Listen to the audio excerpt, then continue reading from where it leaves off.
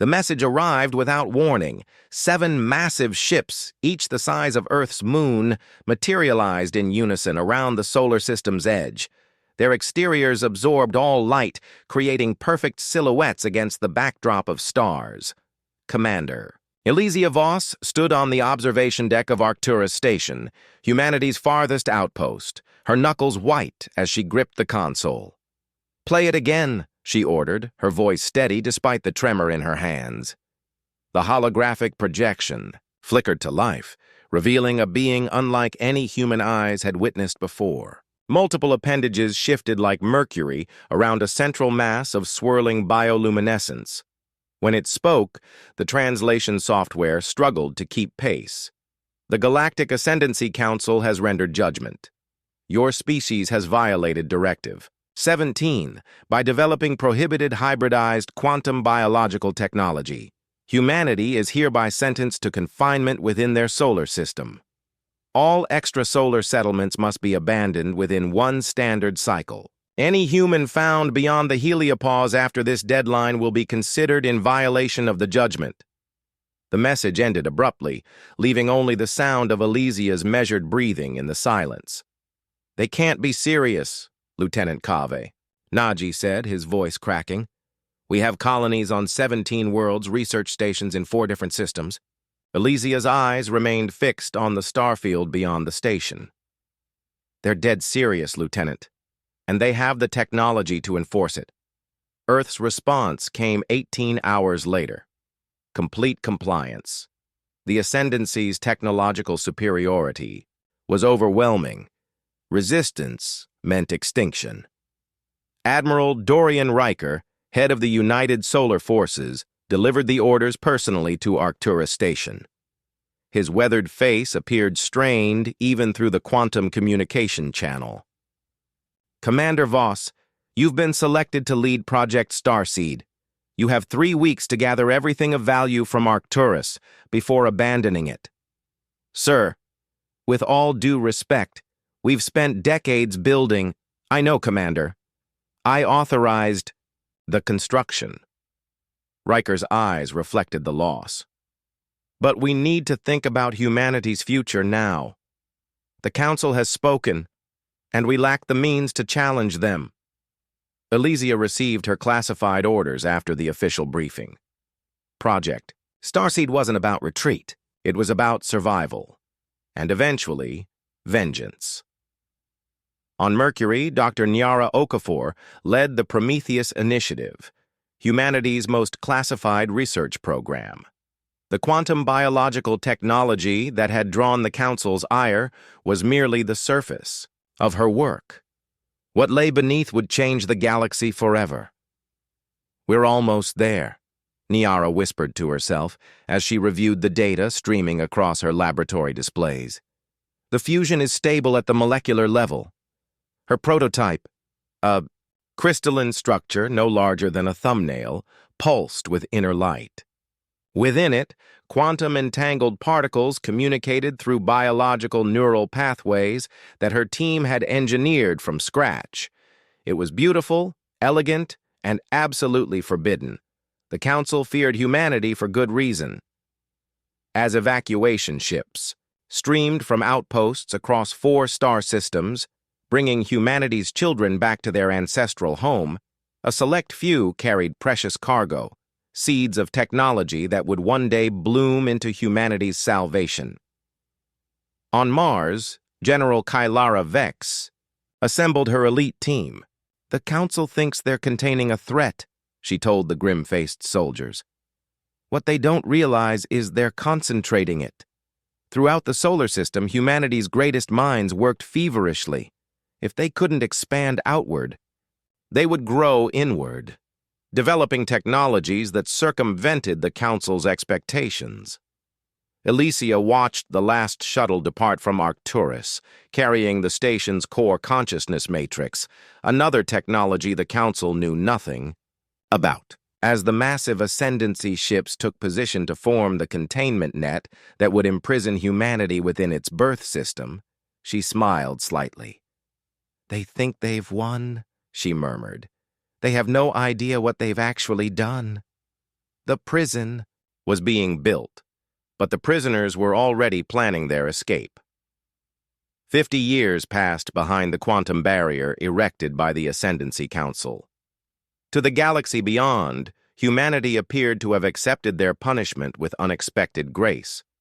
Once, a year, Council observers would pass through the barrier to inspect Earth's compliance. They would find a civilization focused inward, developing their inner planets, seemingly content with their confinement. What the observers failed to notice was the absence of humanity's most brilliant minds from these inspections. Deep beneath, Europa's ice, in a facility called Leviathan's Cradle, Alicia Voss, now Director Voss, reviewed the latest test results. At 78, her body had aged, but her mind remained sharp, enhanced by subtle neural augmentations. The dimensional pocket sustained for 17 minutes this time, reported Dr. Zivan Kaur, her chief physicist. Once considered a radical theorist, his work on folded space-time had become the cornerstone of humanity's secret efforts. Not long enough, Alicia replied. We need stability measured in years, not minutes. Across the chamber, a young woman with silver-threaded hair, tied back in a tight braid, looked up from complex holograms. The problem isn't in the mathematics, said Isolde Voss, Elysia's daughter and the project's lead theoretician.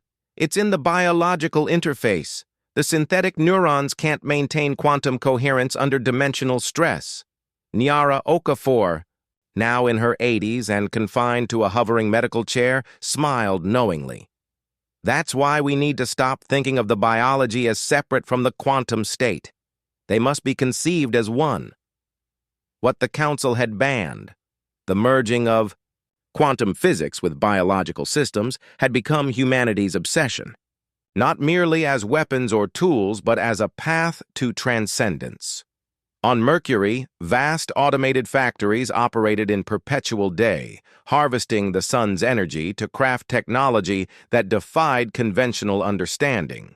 The planet's surface had been transformed into a single integrated machine, a quantum computer the size of a world, its operations disguised as mining operations whenever Council observers approached. Mars had become humanity's military heart.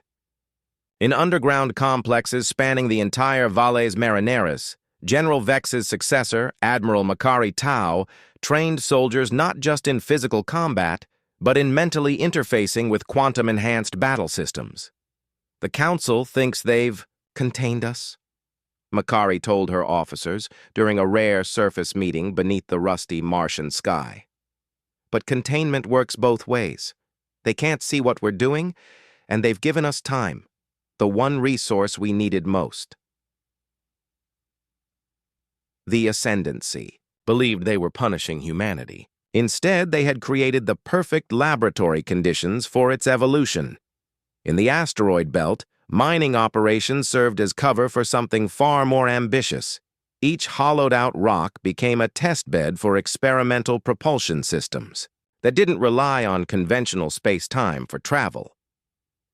Ceres Station, the largest of these operations, housed the quasi-crystal arrays that would eventually form the backbone of humanity's response to their imprisonment. Commander Dayu Rahal, great-granddaughter of one of the last extrasolar colonists, oversaw the project with religious dedication. Our ancestors looked to the stars and claimed them as their own, she would tell new recruits. We are going to reclaim them, not as visitors or explorers, but as something the galaxy has never seen before. On Earth itself, the population lived in ignorance of the true scale of humanity's preparations. They were told only that adaptation was necessary, that the confinement was an opportunity to perfect their world before reaching outward again. Few suspected that their leaders had abandoned any hope of diplomatic solutions. The Council had judged humanity as dangerous.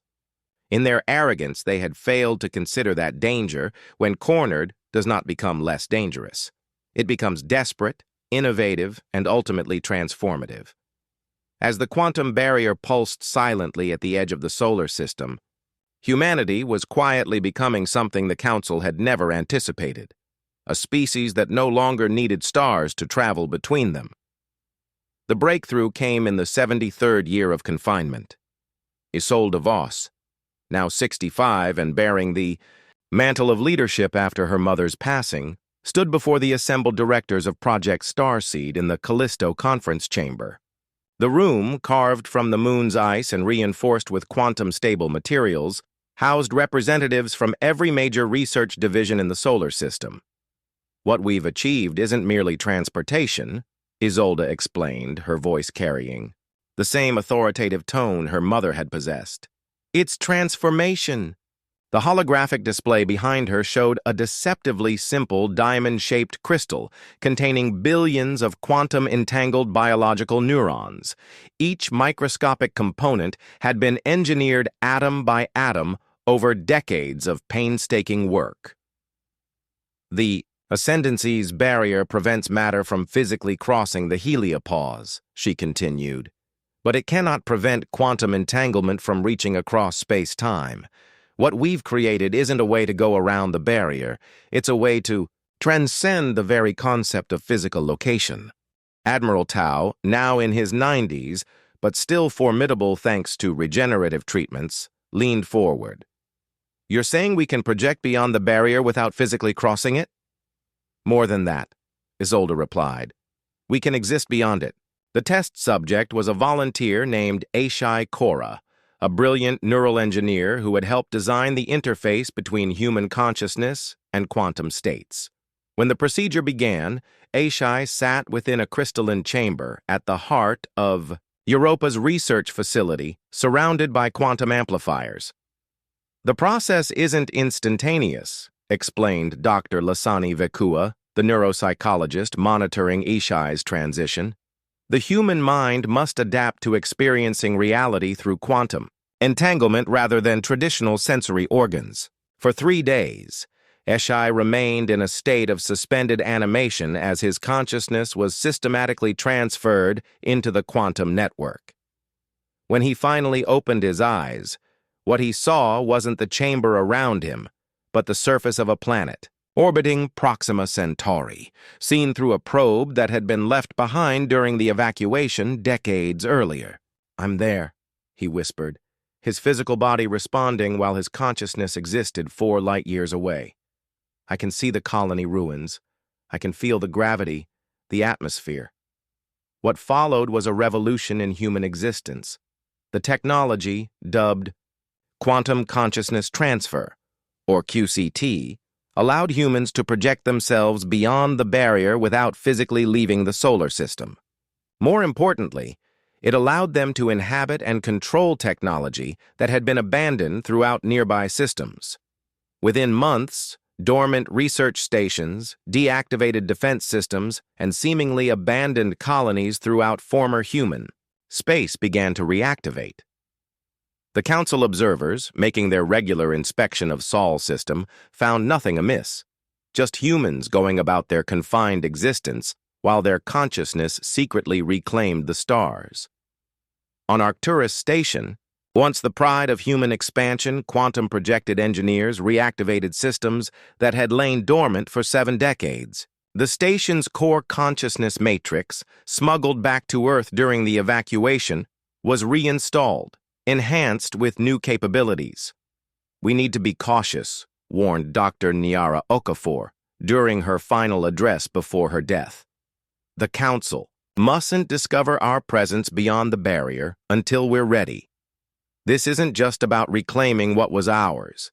It's about becoming something they cannot control." Throughout the solar system, humanity began preparing for the final phase of Project Starseed. Special chambers were constructed on every major settlement, designed to facilitate the quantum transition for millions of humans. The physical body would remain within the solar system, satisfying the letter of the Council's judgment, while the consciousness would roam free among the stars.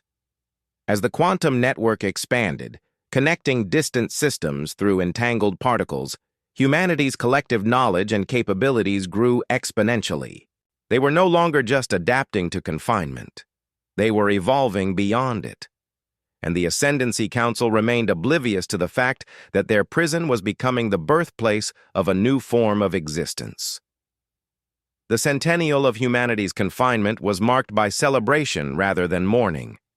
Throughout the solar system, citizens gathered in massive commemoration events, ostensibly to mark their resilience in the face of punishment, but secretly to celebrate the imminent fruition of Project Starseed. On Titan, where vast underground cities had been constructed to house the quantum transition chambers, Isolde Voss addressed the assembled leaders of humanity's shadow government. 100 years ago, the Ascendancy Council sought to contain what they feared, she said, her voice carrying across the cavernous hall. Today, we prove that ideas cannot be imprisoned, that evolution cannot be halted, and that humanity's spirit cannot be confined to a single star system. The plan had been refined over decades. Millions of humans would undergo quantum transition simultaneously, their consciousness projected through the entanglement network to reclaim and inhabit the abandoned human colonies and stations throughout nearby space.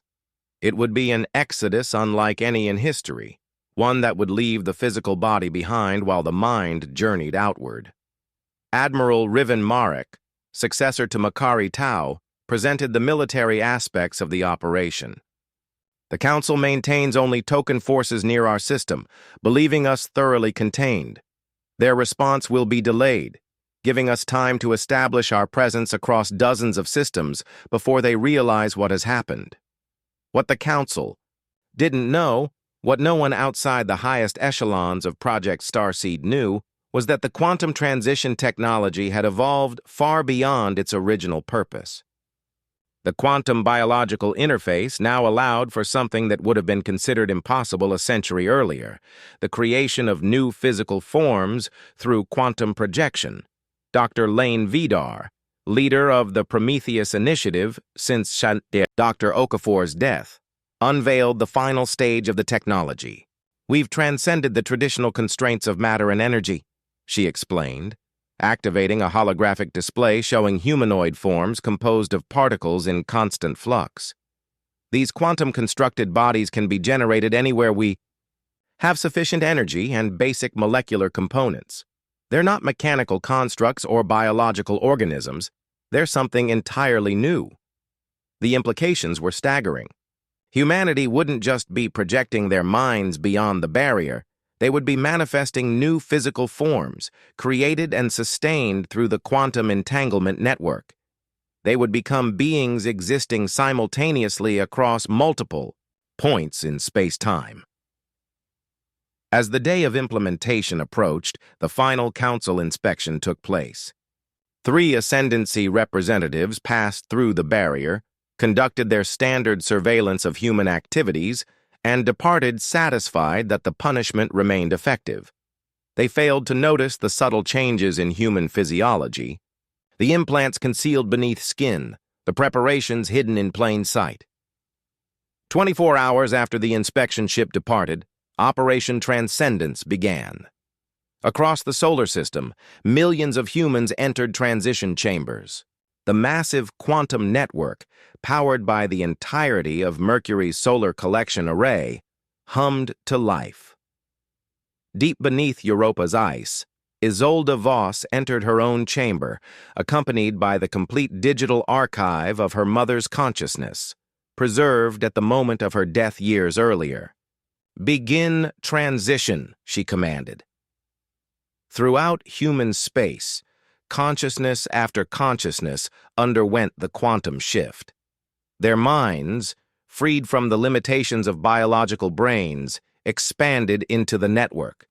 For many, the experience was overwhelming. The sudden ability to perceive reality across multiple locations simultaneously, to process information at speeds that would have been incomprehensible to their former selves. At the barrier's edge, quantum sensors detected the massive surge of energy. Automatic alarms would be triggering across Ascendancy monitoring stations, but by then, it would be too late. The quantum entanglement couldn't be blocked. It had already been established for decades, threads of connection reaching out to every former human outpost. Humanity wasn't escaping their prison. They were transcending it, and the Ascendancy Council was about to face the consequences of their judgment. The Ascendancy Council gathered in emergency session for the first time in 3 centuries. The vast chamber, located in the heart of a nebula at the galaxy's core, filled with representatives from 17 species. Their forms varied dramatically, from crystalline structures to gaseous clouds contained within gravity fields, but all shared one emotion: fear.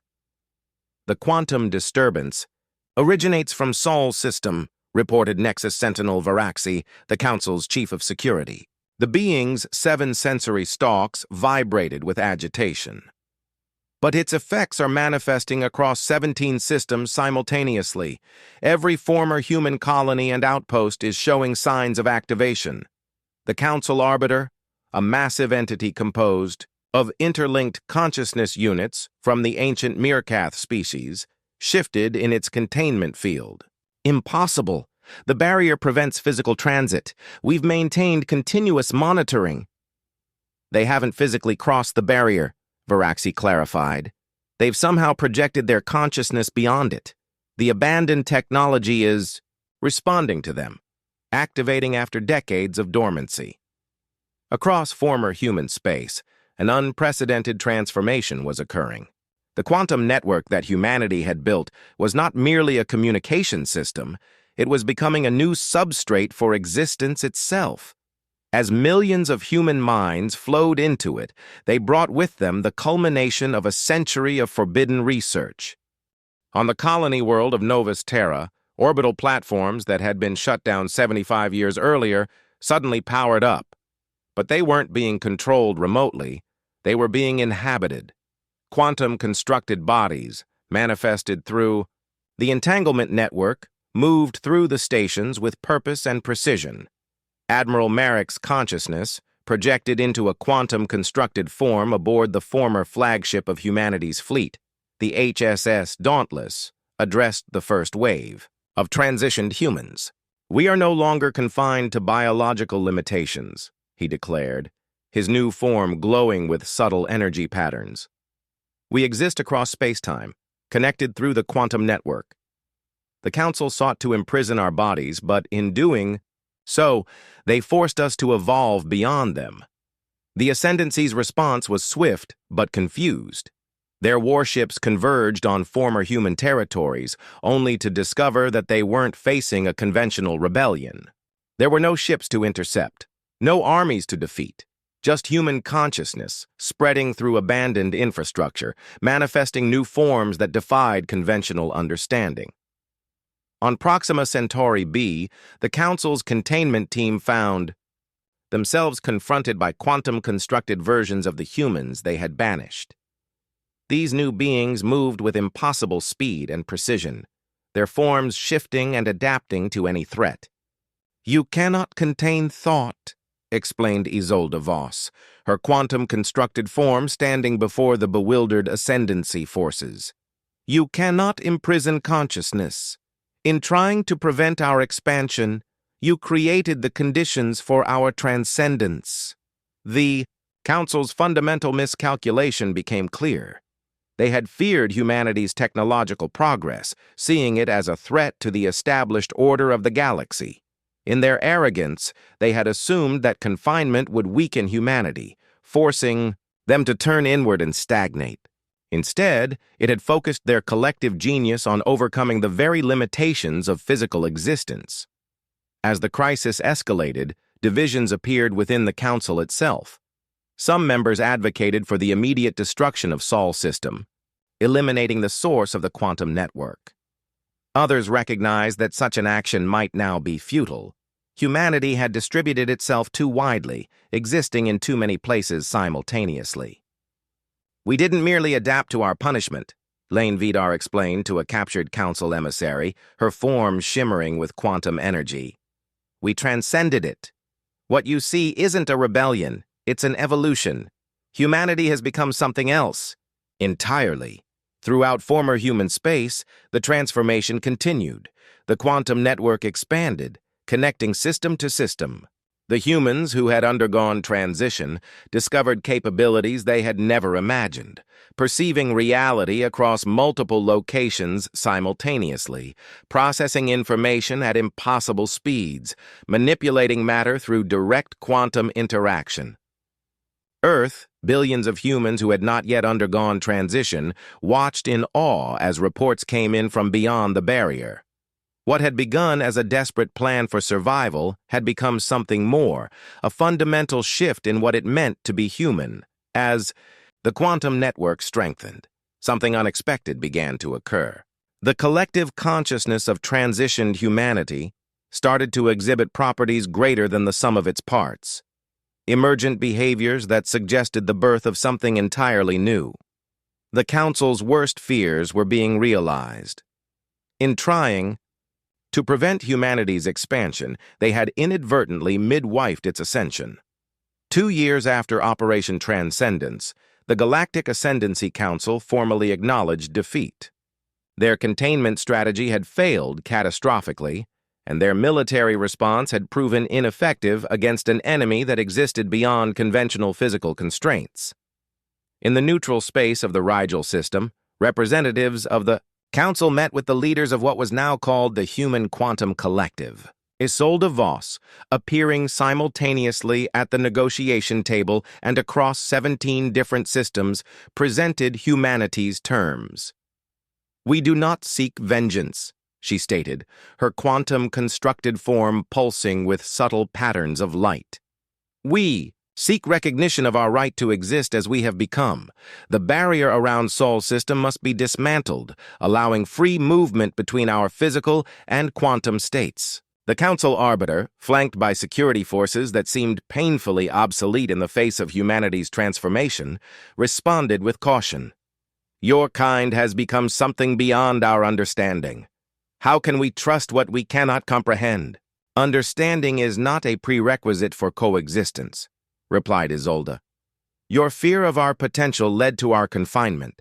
That confinement led to our transformation. Will you repeat the cycle, or will you accept that the galaxy is large enough for multiple paths of evolution?"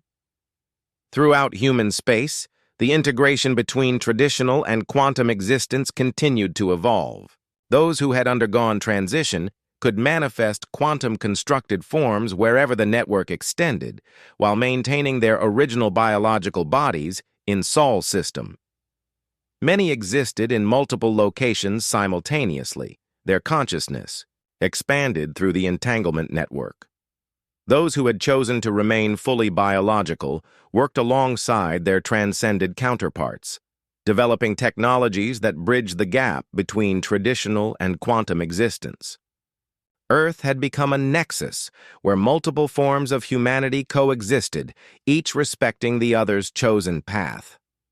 In the final chamber of Europa's research facility, where Project Starseed had begun nearly a century earlier, a memorial had been constructed. At its center stood a holographic representation of Alicia Voss, the commander who had first received the Council's judgment and who had laid the groundwork for humanity's response. "We were never meant to be confined to a single form or a single system," her preserved consciousness stated, now integrated into the quantum network. "The Council's punishment became our salvation. In trying to limit what we could become, they forced us to reimagine what was possible." The negotiations with the Council concluded with a historic agreement. The quantum barrier would be dismantled, and humanity's new nature would be officially recognized. In return, the Human Quantum Collective would share aspects of their technology with other species, allowing them to choose their own path of evolution. As the barrier came down, physical ships from Earth ventured beyond the heliopause for the first time in a century. They carried those who had chosen to remain biological but wished to explore the stars alongside their transcended counterparts. The distinction between traditional and quantum humanity began to blur as new forms of existence emerged. On Arcturus, Station, Now a thriving hub where multiple species gathered to study the quantum network, Admiral Merrick's consciousness addressed representatives from across the galaxy. The Council feared what humanity might become if allowed to develop unchecked, he said, his form shifting between solid and ethereal states. Their fear was justified, but their response was flawed. They tried to contain our potential rather than guide it. They sought to imprison us rather than partner with us. In the century since their confinement, humanity had not merely survived, they had transformed themselves into something the galaxy had never seen before. They existed across space and time, their consciousness flowing through the quantum network, their potential seemingly limitless. The legacy that humanity left was not one of rebellion or revenge, but of transcendence. They had taken their punishment and alchemized it into evolution. They had faced extinction and responded with reinvention. As Isolde Voss stood on the observation deck of Earth's orbital station, watching physical ships depart while simultaneously experiencing dozens of distant star systems through her quantum presence, she reflected on the journey that had brought humanity to this point. "We were banished," she whispered, both to herself and to the memory of her mother preserved within the network. But from that banishment we forged a freedom more profound than mere physical movement. We became something they couldn't contain because we became something that existed beyond containment itself. The stars that had once been denied to humanity now served as nodes in their expanding consciousness. The boundaries that had once confined them had become the catalyst for their transformation. The Council had tried to imprison humanity within their solar system.